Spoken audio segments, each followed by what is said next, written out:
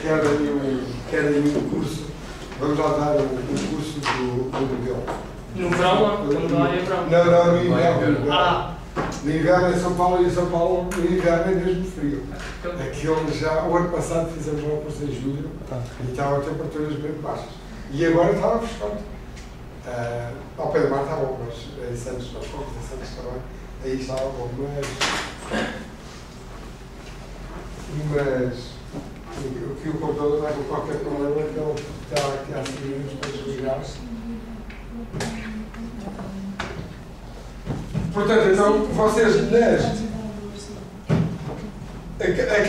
estas 3 aulas foram mesmo aulas de modulação ambiental, digamos. Portanto, falaram mesmo de aplicações da modulação ao ambiente.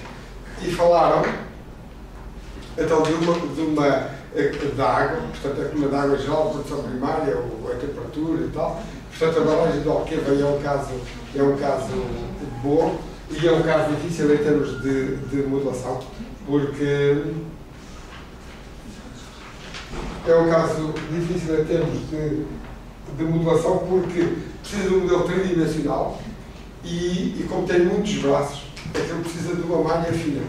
E então consome muito tempo de cálculo. Portanto, não sei se o Paulo falou disso, das dificuldades que tinha, das dificuldades que tinha e tal. Mas a barragem é igual a um oceano. Portanto, simular aquela barragem, em termos de ferramenta, digamos, é a mesma coisa que modelar o oceano. O que é diferente ali é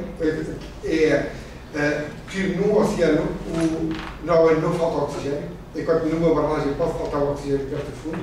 Se faltar o oxigênio perto do fundo, então começam a haver reações anaeróbias e começa-se a libertar fósforo do fundo. Isto é novo. Este, ok, então já estou Se dá com isso. hoje, o computador está aqui. O computador.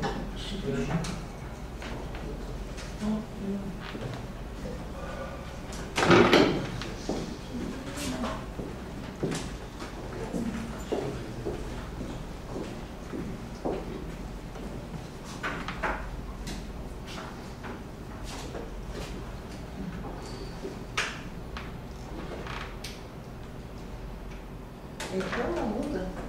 Pois, deixa eu voltar agora. O computador também está.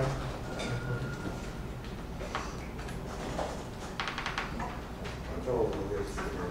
Esse é o professor. Obrigado.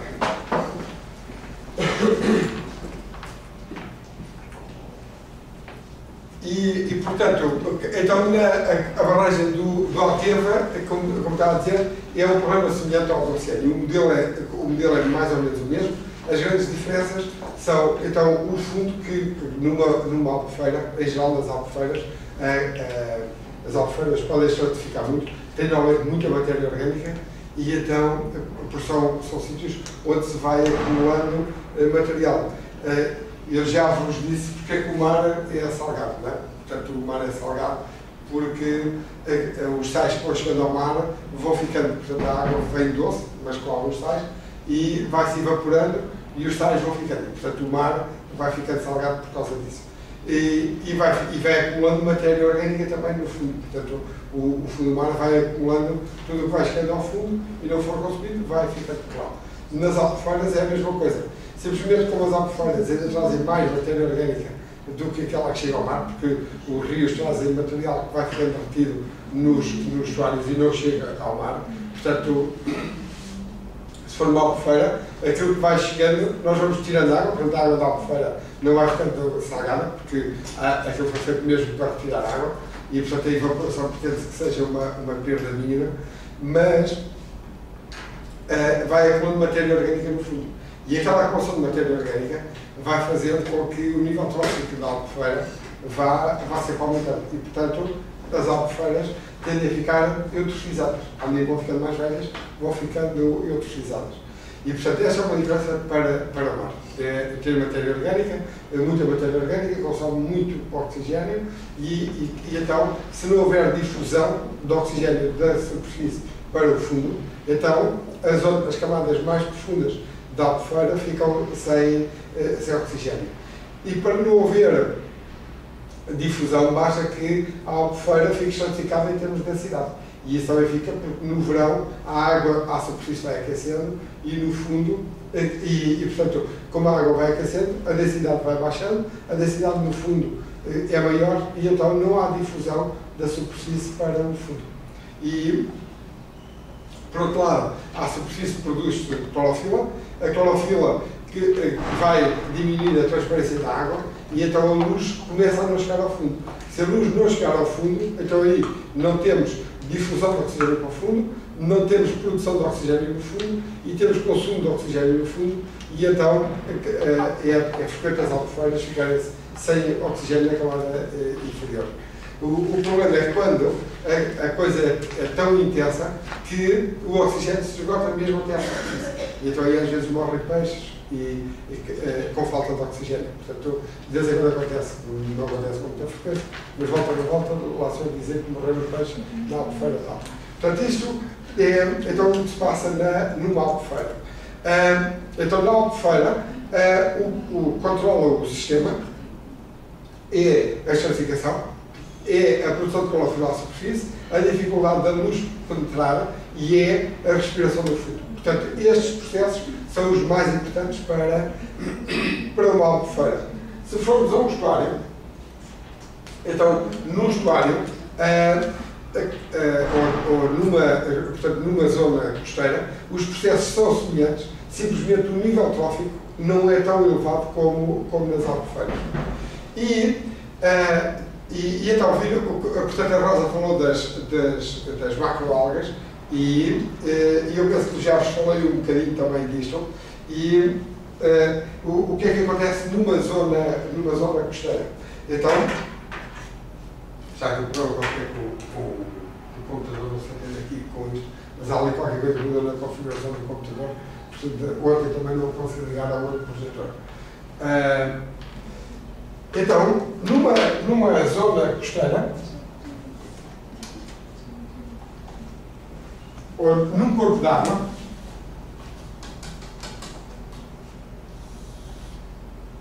nós temos, então, a luz,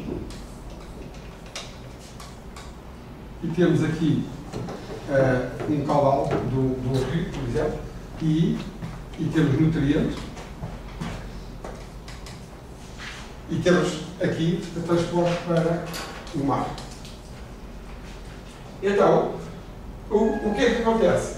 Esta zona é pouco profunda e, portanto, a luz pode chegar ao fundo. Se a luz chegar ao fundo, então nós, no fundo, podemos ter plantas a crescer.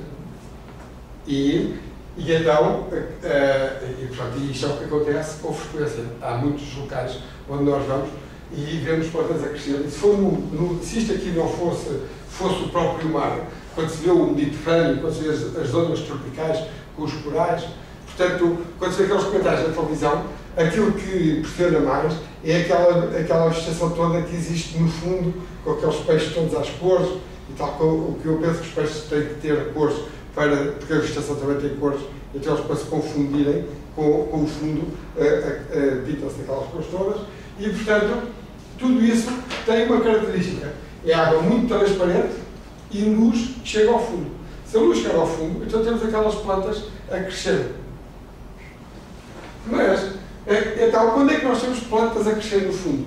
Nós temos plantas a crescer no fundo quando temos a luz a chegar ao fundo, é a primeira necessidade. Portanto, da apresentação do David e da apresentação da Rosa, vocês ficou-vos uma ideia que a luz nisto é determinante. Portanto, na água, a luz é fundamental para a saúde da água. E aliás, nós temos essa noção, quando olhamos para uma água que é pouco transparente, nós normalmente nem nos aproximamos. Porque já temos já está aqui na nossa memória genética a sensação de que aquilo não deve ser grande coisa. E quando vemos a água bem transparente, nós aí entramos sem dificuldade e não achamos aquilo perigoso. E não achamos perigoso porque, então, porque é que esta água, com mais transparente, é mais saudável? É mais saudável, tem menos matéria orgânica, tendo menos matéria orgânica, temos menos bactérias, e como são aqueles micro-organismos, normalmente nos atacam, são as bactérias, os fungos e tudo aquilo que vive da matéria orgânica, se a água for muito transparente, tem pouca matéria orgânica, aquilo não nos afeta. A probabilidade de nós ficarmos doentes numa água transparente é baixa, porque lá há poucos micro-organismos que nos venham atacar. É isso que nós sabemos da nossa memória genética. Então, o que é que se passa? Portanto, então, como é que funciona este sistema? Então, quem é que controla tudo isto? Quem controla tudo isto é a luz e os nutrientes. Não é? Portanto, luz e nutrientes. Os nutrientes são essenciais para fazer biomassa. A luz é fundamental para a energia. Portanto, havendo nutrientes para fazer biomassa e havendo luz, havendo energia, então os produtores primários podem funcionar. Então, quem é que vai viver melhor? Quem vai viver melhor no ecossistema é quem aproveita com mais facilidade a luz e os nutrientes. E quem faz isso normalmente melhor é o fitoplâncton. Portanto, o fitoplâncton, uma célula muito pequena, é o sistema mais eficiente para crescer. Porque uma célula de fitoplâncton alimenta-se através da membrana e recebe luz através da membrana. Portanto, estes organismos, quem não tem boca, tem que se alimentar pela superfície. E, portanto, quanto maior for a superfície em relação ao volume, portanto, a superfície é proporcional a R ao quadrado. E o volume é proporcional a R ao cubo. Portanto, quem são os organismos mais eficientes? São aqueles que têm uma superfície a dividir pelo volume maior. E isto é igual a 1 sobre R. Portanto, quanto mais pequeno for o raio, quanto mais pequeno for pequena for a dimensão do corpo, mais eficiente é o organismo. E, portanto, mais ele produz, mais ele cresce. Mas, qual é o problema deste organismo tão pequeno? O problema deste organismo tão pequeno, se vocês forem à mecânica dos fluidos, e nós lembram-se que o coeficiente de resistência de um corpo era, em função do número de Reynolds, era uma coisa qualquer assim. Portanto, os organismos com o número de Reynolds para os quais o escoamento tem um escoamento à volta com um número de Reynolds muito pequeno, tem um coeficiente de resistência muito grande. E o número de Reynolds é o ρ UD sobre a viscosidade. E, portanto, os organismos que têm uma dimensão muito pequena têm um número de Reynolds muito pequeno. E se tem um número de Reynolds muito pequeno, tem um coeficiente de resistência muito grande. E um coeficiente de resistência muito grande implica que, quando eu tenho o escoamento à volta do corpo, que a força, que é igual ao coeficiente de resistência, vezes a área, vezes o meio de ρ ao quadrado, quando o coeficiente de resistência é muito grande, estes organismos ficam sujeitos a uma força muito grande à escala deles, digamos. A força não é muito grande porque a área é pequena, mas à escala deles a força vai ser muito grande. Então o plâncton é transportado pelas correntes e não consegue fazer grande coisa contra a corrente. Portanto, um organismo muito pequeno é arrastado pelas correntes. Então, o que é que acontece?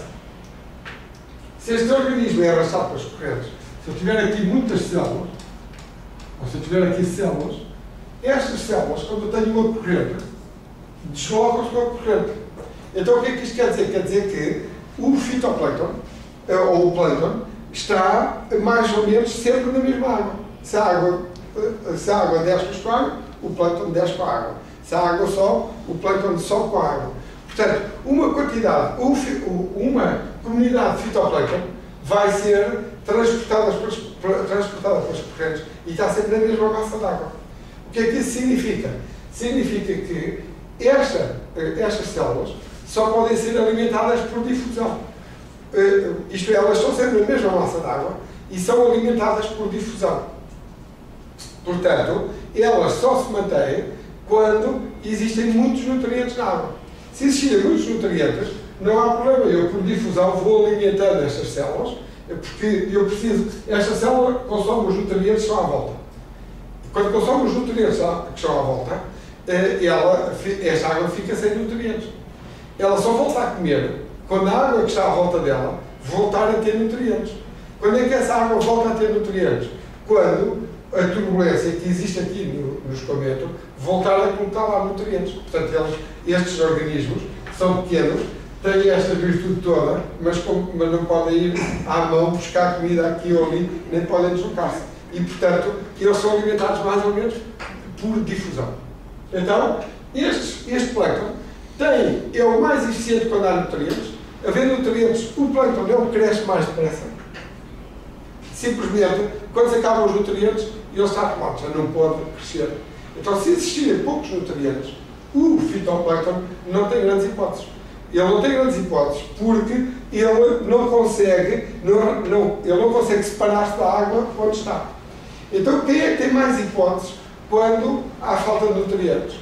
Portanto, se eu tiver muitos nutrientes sem a água toda verde, olho para a água e vejo a água toda verde e uniformemente verde, quer dizer que são microcélulas, e eu não vejo nenhum organismo, vejo a água verde. Nesse caso tenho fitoplâncton. Se eu reduzir os nutrientes, este aqui já começa a não ter grandes possibilidades.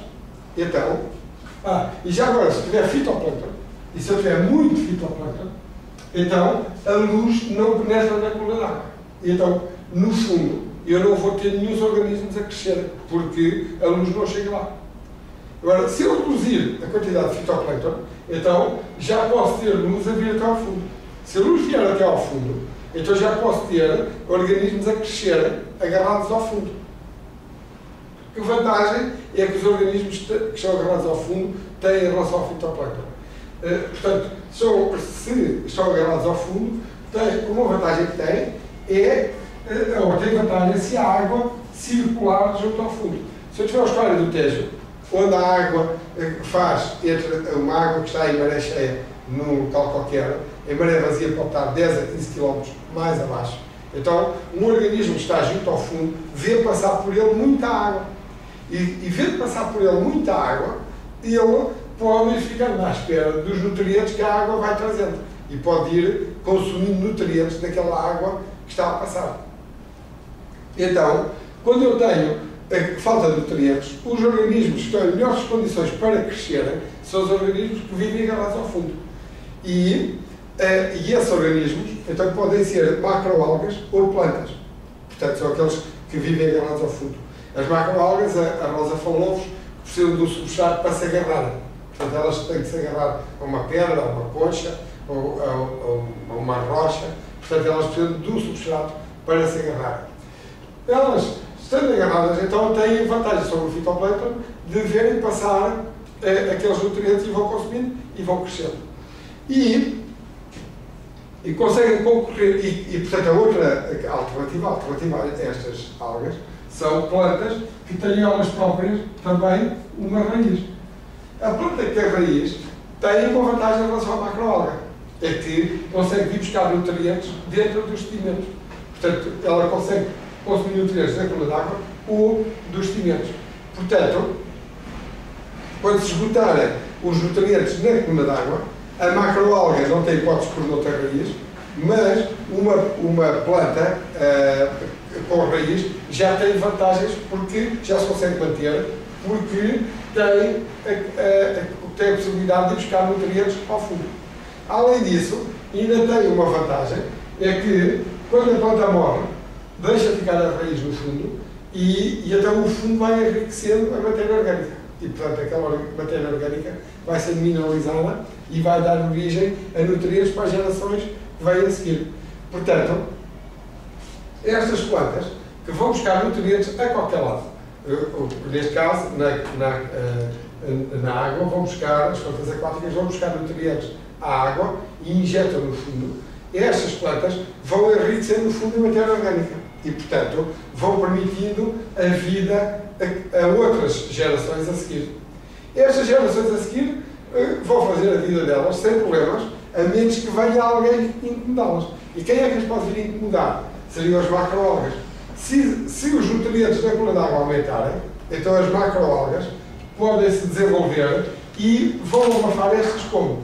Vão abafar estas pela luz. Portanto,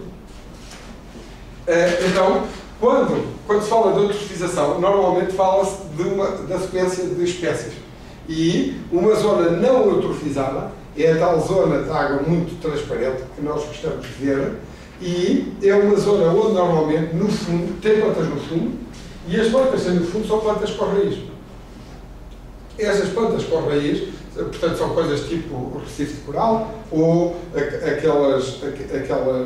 aqueles fundos cobertos de ervas marinhas, portanto, isto são ervas marinhas.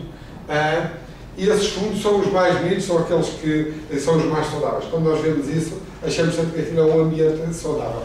E é um ambiente saudável, então porquê? É um ambiente saudável porque a coluna d'água é transparente, portanto tem pouca matéria orgânica, tem poucos micro-organismos, aquilo a nós não nos repugna. E é saudável porque tem sempre oxigênio e, portanto, permite ali a vida de qualquer organismo. É uma zona que é pouco produtiva.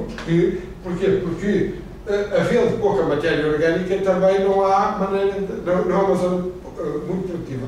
Então, é uma zona chamada oligotrófica. Portanto, a oligotrófica é um nível trófico, tem um nível trófico baixo.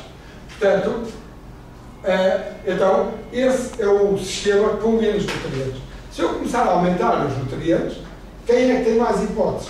Quem tem mais hipóteses, logo a seguir, na escala, portanto, este é o que vive em ambientes menos mais pobres, quando aumenta a quantidade de nutrientes, são as macroalgas que têm mais hipóteses.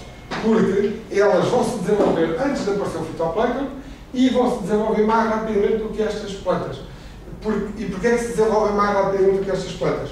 Porque uma alga, uma macroalga, não investe em nada de estrutura. Aquilo é só uma coisa com estrutura mínima. Portanto, eles não gastam, são plantas que não gastam energia nenhuma a fazer celulose e, portanto, a criar estrutura. Elas crescem e como crescem mais depressa do que estas, absorvem, crescem, fazem sombra a estas e estas depois não têm hipótese, porque, apesar de terem nutrientes no fundo, ficam sem luz. Portanto, as macroalgas ocupam o espaço destas ocupando a luz. E é aquilo que faz uma infestante qualquer. Quando vocês têm uma infestante, quando estão num terreno vê uma infestante, a infestante o que é? Como a palavra indica, que infesta, quer dizer, desenvolve-se rapidamente e normalmente cobre uma área grande. Portanto, uma infestante tende a crescer para os lados e ocupar muito espaço, que é para ali por baixo já não crescer mais nada. Portanto, uma infestante normalmente não cresce em altura, cresce em largura. Quem tem que crescer em altura, quem cresce em altura normalmente vai buscar luz mais acima, fica ali num espacinho mais curto, não cria tanto problema. Portanto, a macroalga, ao remover a luz desta aqui, vai retirar habitat e esta desaparece. E então, nós movemos destas plantas para as macroalgas.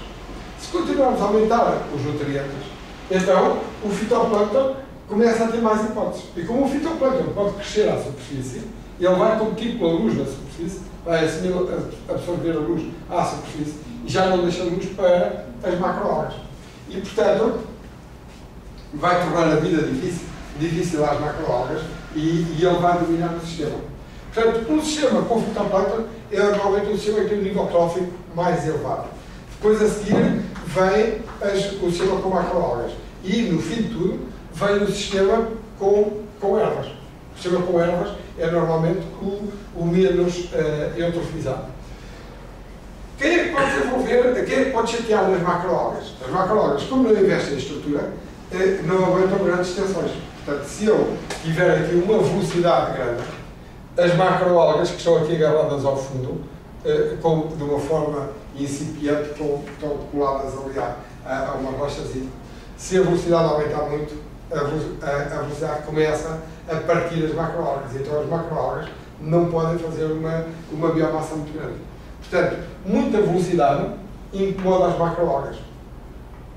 E outra coisa que incomoda as macroalgas é a deposição de matéria fina, porque se começar a depositar matéria fina, a matéria fina começa a cobrir aquelas pedras e as macroalgas não têm onde se agarrar. para além de que a matéria fina depositada nas folhas das macroalgas também impede a luz de chegar às células. Mas o grande problema, portanto, esse é o problema de curto prazo. E depois a médio prazo, é a acumulação de matéria fina que impede, que esconde, digamos, o substrato que as macroalgas precisam para se agarrarem. Portanto, então isto é o que se passa na coluna d'água. Quem determina então isto tudo, o que é? Quem determina tudo são os nutrientes e a luz. E os nutrientes que eu vou ter aqui vão depender da carga de nutrientes que chega, portanto, do caudal do rio vezes a concentração, portanto, o fluxo de nutrientes é o caudal do rio vezes a concentração, e, portanto, isto dá uma carga. Então, quanto maior for a carga de nutrientes, mais nutrientes eu tenho. E isto às vezes dá origem a algumas confusões. Porque, não há dúvida, a quantidade de nutrientes que chega é esta. E é comum falar-se de cargas. Quanto maior a carga, pior. Simplesmente, a carga não é a única métrica que eu devo de usar, porque pode me induzir a erro. Eu, para ter uma carga, se eu tiver uma concentração muito baixa, com um caudal muito alto, eu tenho uma carga que pode ser muito grande. É um número grande, vezes um número pequeno, e nem saber o que é que vai dar, mas pode-me dar um número grande. Este número grande só é um problema se a concentração aumentar. Se a concentração aqui, tudo que eu disse sobre esta zona, sobre aqui este corpo de água, foi com base na concentração. Eu nunca falei de carga. Agora é que falei de carga. E porquê que eu não falei de carga? Porque o importante é a concentração. Para um organismo que está a viver aqui neste estuário, ele está a ser para a quantidade de nutrientes que chegam ao organismo, ao estuário. A ele só lhe interessa mesmo é a quantidade de nutrientes que está à volta dele. Portanto, isso é que lhe interessa. Então, quando é que a carga é importante? A carga só é importante se der origem a uma concentração elevada. E quando é que a carga... Em que condições é que uma carga grande poderia dar origem a uma concentração baixa? Pode dar origem a uma concentração baixa se este caudal for suficientemente grande para modificar a hidrodinâmica. Imaginem o estuário do Douro. O estuário do Douro quase que despeja em maré baixa. E, portanto, o tempo de residência no estuário do Douro, da água, é de 1 a 2 dias. E até pode ser menos, quando há aquelas cheias que inundam a baixa do Porto. Então, aquela água que corre para o mar a uma velocidade enorme. E, portanto, as cargas são importantes porque eu sem uma carga, sem uma quantidade grande, nunca vou conseguir ter uma concentração elevada. Simplesmente, a carga só é importante se fizer subir aqui a concentração. A carga do Amazonas é incomparavelmente superior à carga do Tejo. Isso não quer dizer que o estuário do Amazonas tenha um nível trófico superior ao do Tejo. Isso porquê? Porque a carga é maior, mas o volume do estuário também é muito maior e, portanto, o que me interessa mesmo é a concentração que eu vou ter lá dentro. E o caudal, o volume da água doce, afeta ou modifica a hidrodinâmica. Há quem diga que muitas terras, no tempo das descobertas, muitas terras nas zonas equatoriais eram descobertas porque no mar detectavam a presença de água doce. E, portanto, a água doce do mar significava que tinha de haver terra por perto. E, portanto, era uma questão depois de ir à procura dela. E o Amazonas descarrega a água doce do Amazonas, que pode estar a 50 km da costa.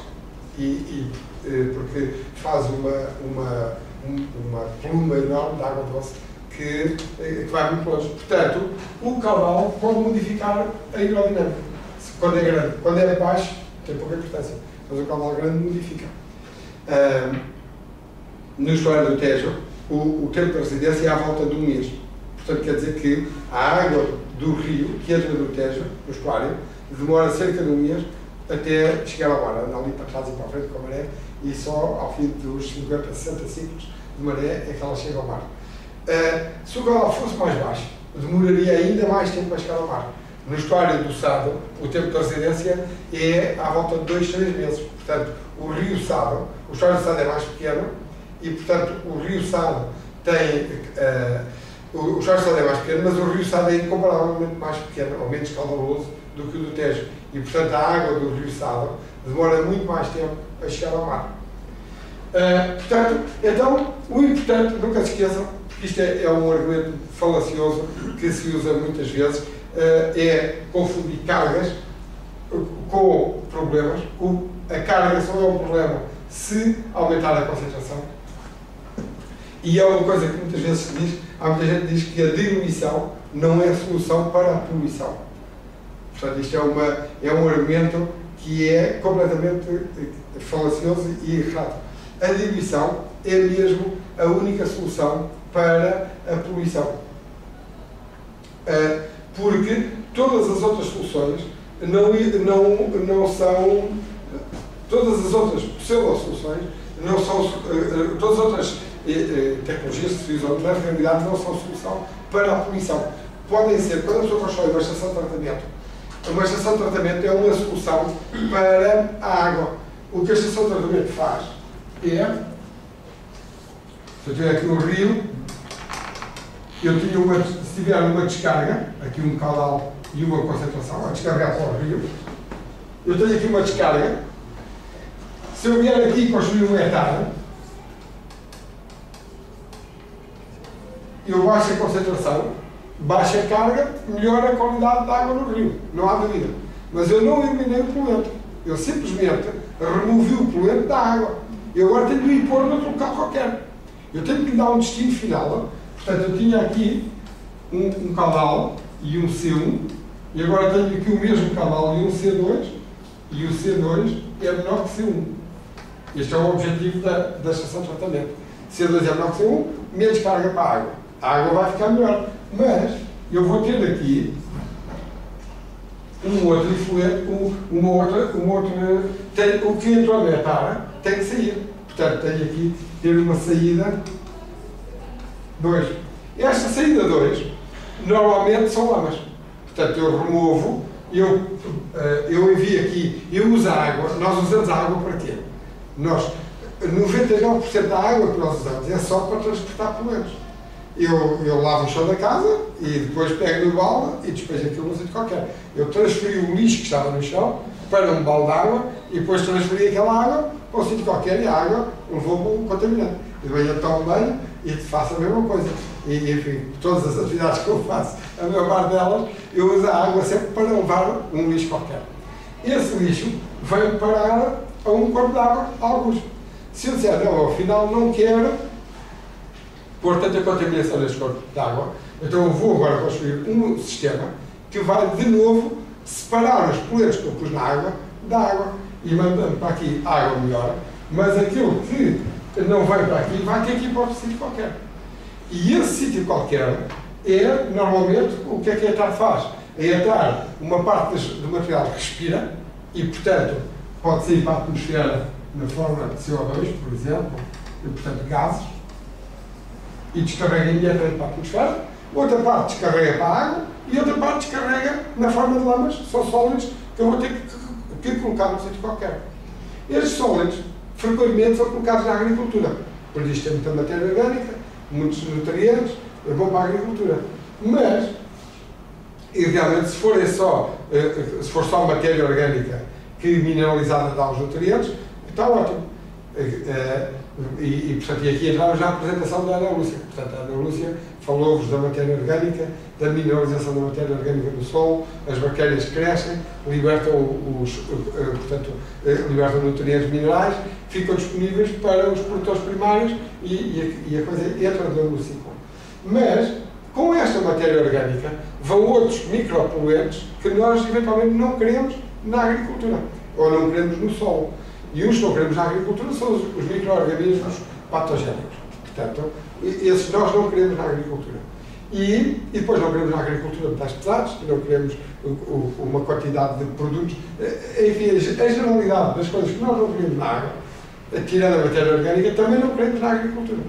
Então, fica o problema do que fazer à parte sólida. Na Alemanha é proibido utilizar lamas na agricultura.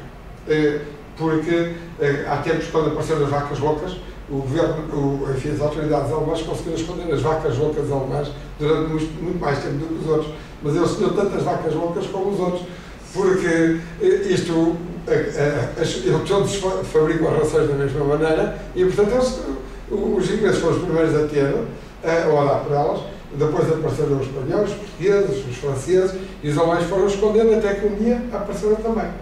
E então, depois, com base nesse argumento, os alemães diziam: agora também não queremos matéria orgânica das etares colocada no solo.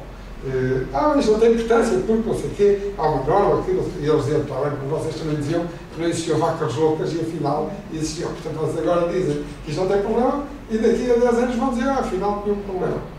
E, portanto, não querem. Então, o que é que se faz? Se eu não puser na água, que eu conjuguei a tarde mesmo para não pôr na água, se não quero pôr no solo, já só me resta uma outra solução, que é pôr na atmosfera. E, portanto, são as incineradoras. E na Áustria, as lamas das etares são todas incineradas. Quando eu faço a incineração, o que é que eu estou a fazer? Estou a pedir à atmosfera que disperse aqueles contaminantes. E, portanto, todos os metais que lá estão, matéria orgânica na incineradora já sei que não sobra nada, não é? Aquilo é a mesma matéria orgânica que vai alimentar o sistema, a combustão. Mas todos os metais, tudo o que lá estiver perigoso, os micro-organismos também morrem. Mas metais, enfim, compostos que não sejam, que não ardam com facilidade, então isso eu vou lançar para a atmosfera e depois vou espalhar. Portanto, na realidade, todos estes sistemas são feitos, portanto, tudo que não for diluição direta vai ser o quê? Vai ser um sistema de separação e depois eu vou arranjando de uma maneira qualquer de acabar por diluir aquilo. E seja com a ajuda da atmosfera, seja com a ajuda da água que está no solo, eu vou tentar diluir aquilo o mais possível. Quando se colocam lamas, já temos um americano, nos Estados Unidos, nós resolvemos isto como? Tiramos as lamas das etares, fazemos um aterro sanitário perto do rio e, portanto, aquilo vai também para o rio e depois o rio vai se encarregando para resolver a coisa. Porque a diluição acaba sempre por ser, a maior parte da solução da poluição é a mesma diluição, ao contrário do argumento falacioso que dizem as pessoas que acreditam que uma estação de tratamento é uma estação que trata mesmo. A estação não trata. Isto é uma estação, mais coisa menos coisa, de separação. A única coisa que a estação consegue eliminar é aquilo que os organismos conseguem consumir. E os organismos, normalmente, consomem carbono. E portanto, numa etar, o que é que eu faço? Eu vou alimentando os organismos com oxigênio, vou-lhe dando oxigênio o mais possível, para eles consumirem a maior quantidade de carbono possível. E, portanto, o sistema é assim que funciona. E onde é que isto acaba tudo? Isto, depois, com a ajuda da atmosfera, da água, seja do que for, tudo isto vai acabar no mar. Porque o material sai da etar, ou vai para um rio, portanto, e do rio vai para o mar e fica no mar, ou vai para a atmosfera e acaba por se dispersar e, portanto, da atmosfera acaba por se depositar uma parte no mar, outra parte deposita-se em terra e entra no ciclo de novo. E, portanto, a solução, a diluição, portanto, quando alguém nos vier dizer que a diluição não é a solução para a poluição, está a mentir, para mim, por duas razões. Está a mentir porque são as concentrações que causam problemas. O problema é sempre causado por uma concentração e nunca por uma carga. E para mim é relevante qual é a quantidade de sal que existe na água que está no depósito ao pé da água doce, ao pé da minha casa. A única coisa que me interessa mesmo é a concentração de sal com que a água chega à minha torneira. E isso é a única coisa que me interessa. Não me interessa nada a carga que está a passar. O que interessa é mesmo a concentração. E, por outro lado, todos os dispositivos de controle da poluição que eu arranjo são sempre para reduzir a concentração. Alguns, e só para reduzir a concentração num elemento da natureza. E quando são estações, quando estou a falar de estações de tratamento de água, eu estou a querer reduzir a concentração na água e vou aumentar noutro local qualquer. E, portanto, aquilo que eu retiro aqui, então, ou vou dispersar aquilo no solo, e lá vai a dispersão de novo, ou então vou incinerar e vou dispersar na atmosfera, ou então posso fazer tijolos. No Japão até vi um sítio onde faziam tijolos com lama das Antárticas, portanto, e depois usam aqueles tijolos para o calhar, mas eles conseguiram fazer tijolos com aquilo. E, portanto, isso aí sai do circuito, porque fica de uma forma altamente refratária e, portanto, aquilo não é fácil dos organismos atacarem aquela coisa. E, portanto, então, qual é a alternativa a isto? Portanto, esta é a alternativa vigente. Atualmente, na legislação, o que é que se diz? Diz, eu tenho uma cidade, tenho uma aldeia, tenho o que quer que seja, e vou ter produtores de contaminação, vou ter utilizadores de água que vão estar a contaminar a água todos os dias em casa, e eu vou-lhes fornecer água porque as pessoas querem água, e depois vou recolher a água contaminada porque tenho a obrigação de recolher aquela água. E isto é o que fazem as autoridades. E então, o que é que fazem? Fazem uma rede de drenagem que vai coletando o esgoto de cada uma das casas e vai um tubo fininho, vai entrando no mais grosso, e outro mais grosso, e outro mais grosso, e então, a certa altura, o tubo de maior diâmetro já recolheu o efluente daquela zona toda, vai entrar no hectare e então fazemos uma estação de tratamento e entramos neste esquema que aqui está. Isto aqui é chamado por algumas pessoas mais ligadas à ecologia como a solução na ponta do tubo. Portanto, eu construo tubos, vou aumentando o caudal, portanto vou aumentando a carga, e quando chega a uma solução economicamente viável, eu faço um hectare e tento resolver este problema. A outra solução é a solução a montante, é tentar pôr o menos possível os contaminantes dentro do tubo, porque essas pessoas dizem, esta solução não é uma solução porque tem estes problemas das saídas. E então, há pessoas que defendem soluções do tipo eco-tecnológico. E, portanto, em vez de eu ir juntando os efluentes todos, eu vou tentando resolver o mais possível o problema a montante, sem fazer entrar aquele efluente num tubo. E, portanto, estas soluções de caráter mais ecotecnológico partem do princípio de que, quando eu tenho a matéria orgânica, vou ter bactérias que vão mineralizar aquela matéria orgânica, dá origem a nutrientes, e aqueles nutrientes podem ser consumidos por produtores primários. Então, quanto mais cedo eu fizer isto no sistema, melhor. E, portanto, quanto menos eu concentrar, melhor.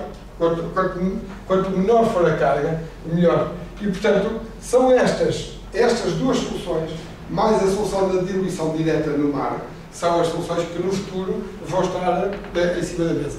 Para já, o esforço, a forma como vejo isto, o esforço tem sido resolver o problema do rio. Portanto, as cidades foram crescendo, e nós, aqui vocês são mais novos que eu, já não viram tanto isso, mas eu moro ali ao pé de Oeiras, em Porto Salvo, e quando para lá fui, aquilo tinha pouca gente. E fui vendo aquela zona a crescer, eu também para lá fui, a aldeia do centro do país para lá. E fui vendo aquilo a crescer.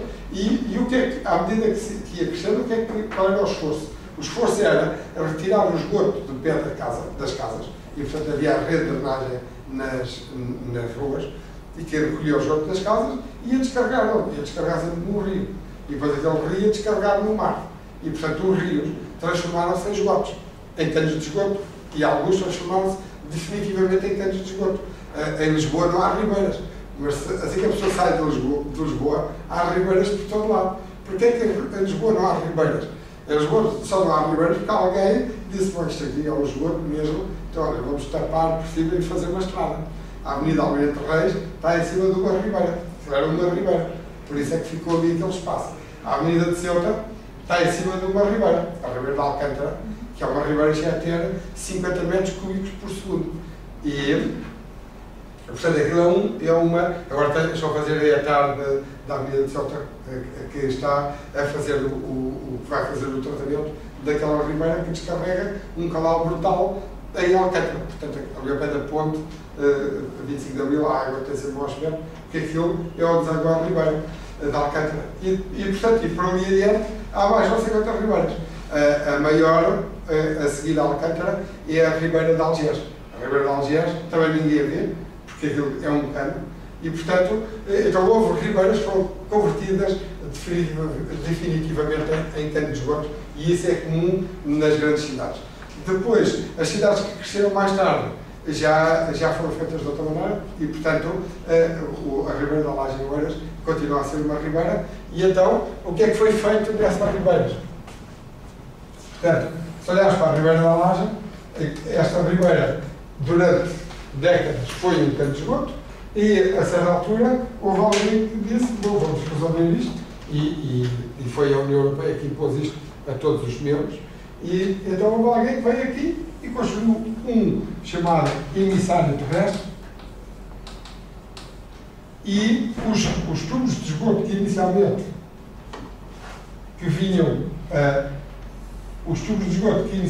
até ao rio são interceptados por este tubo e já não vão para o rio. Portanto, o rio tem melhorado porque dá custa destes emissários. E aqui na zona de Lisboa há centenas de quilómetros de tubos destes. E, portanto, este aqui depois entra num outro emissário maior, no outro interceptor maior, e tem depois a EATAR. Portanto, o sistema da EATAR e destes coletores todos de grandes dimensões foi uma solução de emergência. No futuro, as urbanizações que vão ser feitas no futuro, e o futuro não estou a falar daqui a 5 anos, mas daqui a 50 anos, provavelmente não vão ser feitas assim. Portanto, vão ser utilizadas soluções de caráter mais ecotecnológico. Porque isto depois ainda tem um outro problema, é que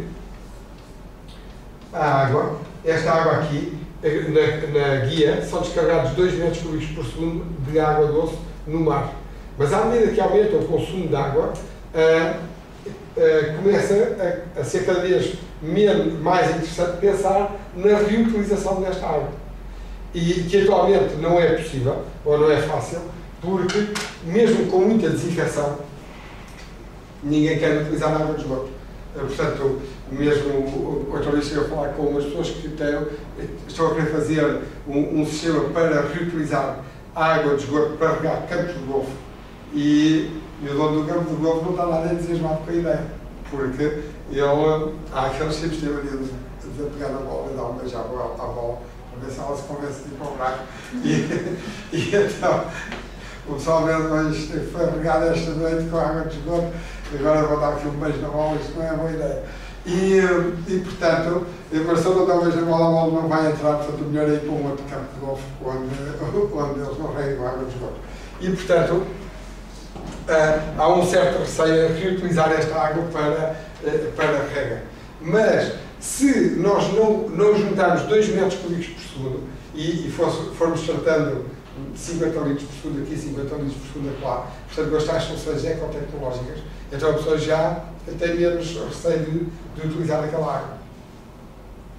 Ok, então, portanto, isto então para falar da água. Quando eu tenho um sistema, uma coluna de água, então eu tenho os 3 tipos de organismos de que vos falei, uns que são plâncton, que dependem da difusão para viver, e depois temos outros organismos que já dependem da advecção para viver, e como a advecção num sistema com velocidade que se veja, a advecção é o processo de transporte mais importante, esses aí vivem da advecção, conseguem viver com concentrações de nutrientes mais baixas, e aqueles que conseguem viver com concentração mínima são então os que têm raízes.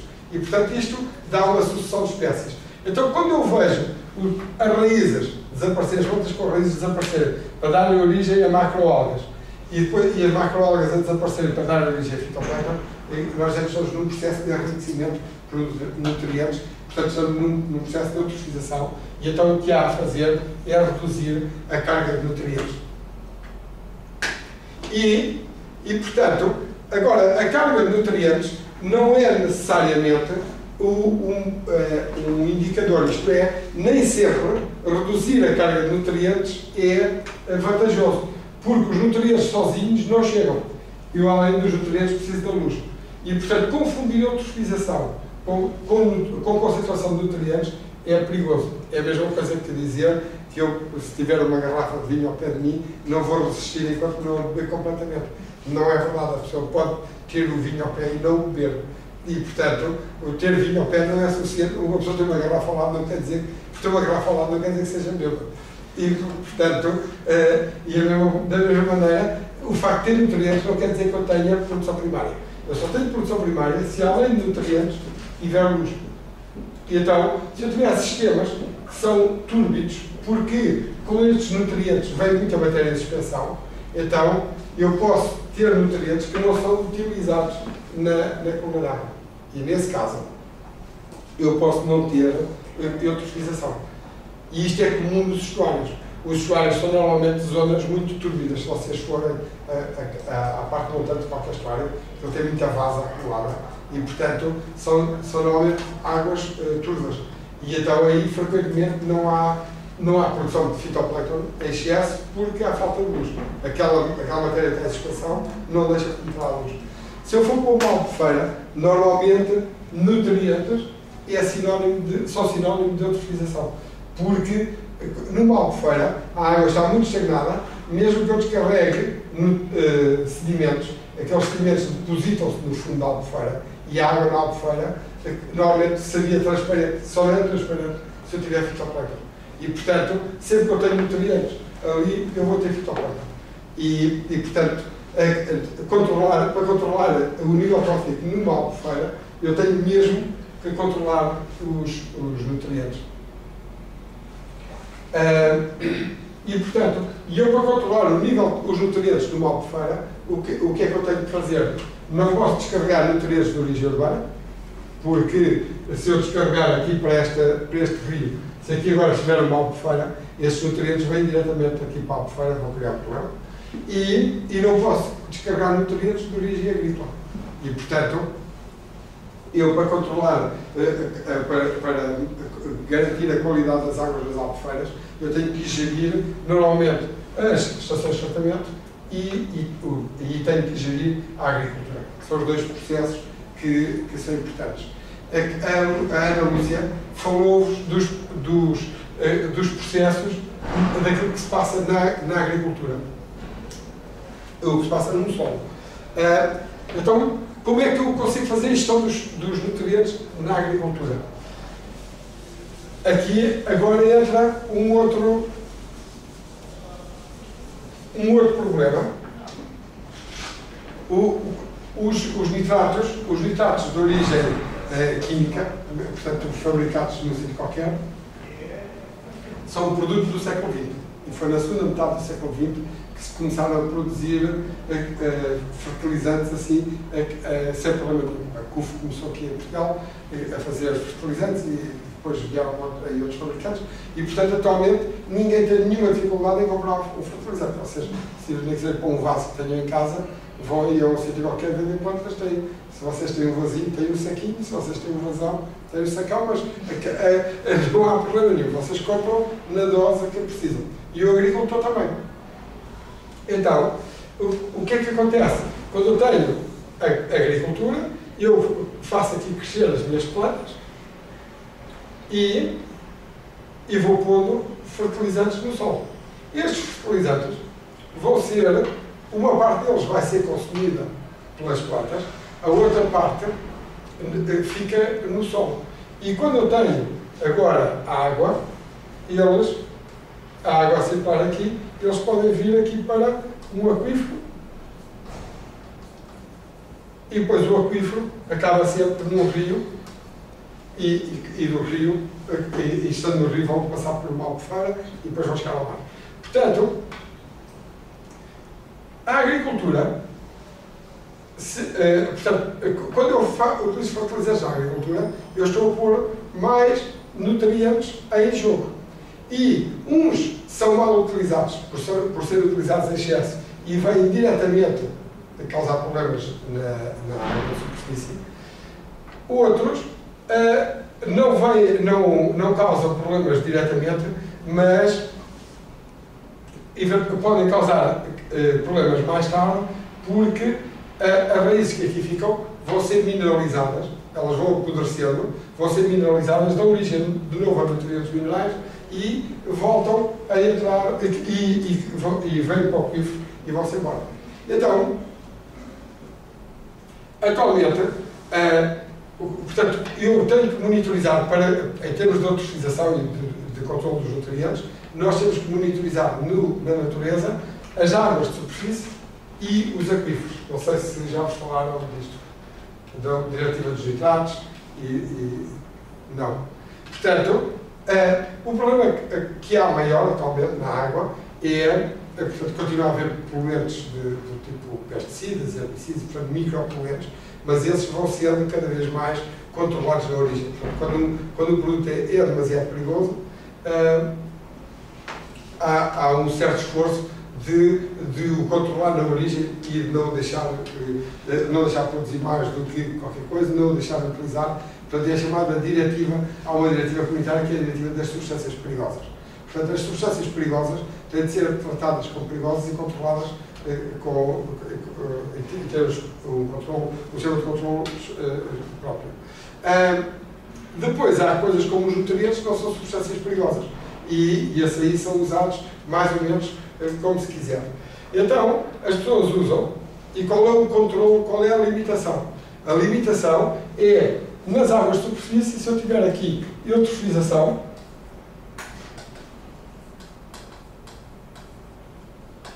quando eu tenho eutrofização das águas de superfície, então significa que sem eutrofização, só tenho uma maneira de controlar, que é ir aos nutrientes, e então isto dá origem, tem implicações em duas diretivas. É a diretiva das águas residuais urbanas, que exige estações de tratamento que removam mais nutrientes,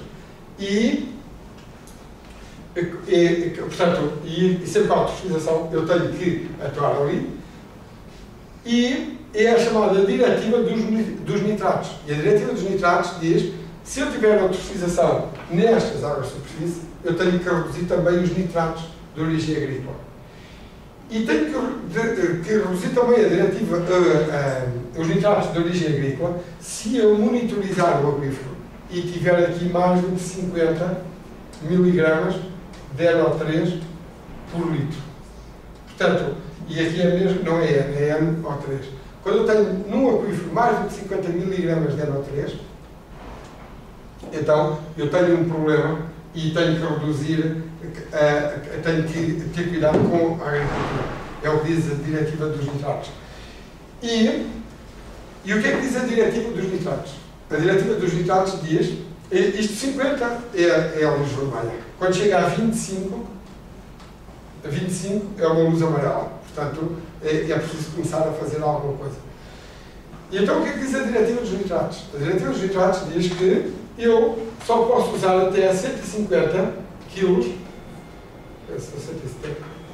170 kg de N por hectare. Se tiver um problema no aquífero ou aqui na água de superfície, a diretiva dos nitratos diz-me que só posso usar 170 kg de N por hectare. 170 kg de N dá para aí uns 500 kg de matéria orgânica. Só posso usar 170 kg de N orgânico. E isto aqui, para pessoas como eu, parece estúpido. Quando eu percebi que era orgânico, fiquei surpreendido. Mas é orgânico mesmo. Portanto, então, como é que o agricultor fertiliza? Um agricultor fertiliza com fertilizantes minerais, portanto químicos, aqueles tais que se compram ao saco e ele põe aquilo, e fertiliza com estrume. Portanto, um agricultor tem um estábulo, tem animais, fertiliza com estrume. E aí está a fertilizar com azoto ou com nutrientes orgânicos. A diretiva dos nitratos só manda controlar o orgânico. E isto pressupõe o quê? Pressupõe que o agricultor nunca utiliza mais fertilizante mineral do que o necessário. Porque, como o mineral ele tem que pagar, o que a diretiva pressupõe é que ele vai usar com cuidado. Ele tem que pagar, só usa o necessário. E usa quando? Usa quando a planta está a crescer. Quando a planta está a crescer, Portanto, quando a planta está a crescer, ele vem aqui e fertiliza. E realmente é isso que normalmente é feito. Na agricultura, fertilizam na sementeira para quando a raiz germina, ter nutrientes, e depois, quando a planta chega ao estádio não sei o quê, fertiliza outra vez e depois fertiliza outra vez. Se o agricultor não fertilizar em excesso e se o agricultor não regar em excesso, ele não vai perder nutrientes desses para o aquífero. Então, mas isto depois ambientalmente parece um contrassenso, porque eu acabei de dizer, são os nutrientes minerais, aqueles que estão a descompensar o sistema, porque são aqueles que eu estou a injetar artificialmente no ciclo dos nutrientes. Então, são esses os causadores dos problemas de eutrofização. Então, se são esses os causadores, o que é que seria o ideal para fertilizar? O ideal seria o agricultor vir aqui à colheita de 2007, retirar as plantas e as sementes, retirar tudo o que ele produziu no campo, dar aos animais, alimentar os animais, fazê-los crescer e depois pegar nos trumos produzidos pelos animais e voltar a pôr aqui para produzir a cultura de 2008. E depois, em 2009, a mesma coisa. Portanto, se o agricultor reciclasse o material que ele retira do solo e não utilizasse fertilizantes químicos, isto parece o que parece ter mais sentido. Então, porquê que não é feito? Quando não é feito é porque há uma razão qualquer para não ser feito. E eu penso que não é feito porque a Ana Lúcia falou-vos do processo de mineralização e falou-vos que põe aqui matéria orgânica no solo e para que esta matéria orgânica do solo seja mineralizada, o que é que eu preciso? Eu preciso de micro-organismos a consumir esta matéria orgânica, micro-organismos, minhocas, enfim, toda a bicharada que vive no solo, preciso deles a consumirem matéria orgânica e eles vão produzir CO2 e vão produzir NH4 e fosfatos, etc. Portanto, eles vão remineralizar a matéria orgânica e isto aqui pode entrar de novo nas raízes da planta. Mas para eu fazer isto, eu preciso de quê? Preciso de dar aos tais micro-organismos, preciso de lhes dar oxigênio também e preciso de lhes dar calor, temperatura. Os micro-organismos não funcionam a qualquer temperatura. Vocês sabem quando põe a matéria orgânica no frigorífico, quando põe a sopa no frigorífico, que leva a matéria orgânica, põe a sopa no frigorífico e se o frigorífico estiver a 5 graus, a sopa aguenta-se algum tempo sem ser mineralizada. E se vocês a congelarem, então ainda se aguenta mais tempo. Portanto, a temperatura e o oxigênio são dois ingredientes essenciais para estes micro-organismos. E outro ingrediente essencial para este micro-organismo é a água. Vocês têm lá a caixa dos flocos em casa também e aquilo não é mineralizado mesmo estando fora do frigorífico. E não é porque não há água. E, portanto, estes micro-organismos precisam de matéria orgânica, água, temperatura e oxigênio. E precisam ainda de proporções entre as coisas e tal.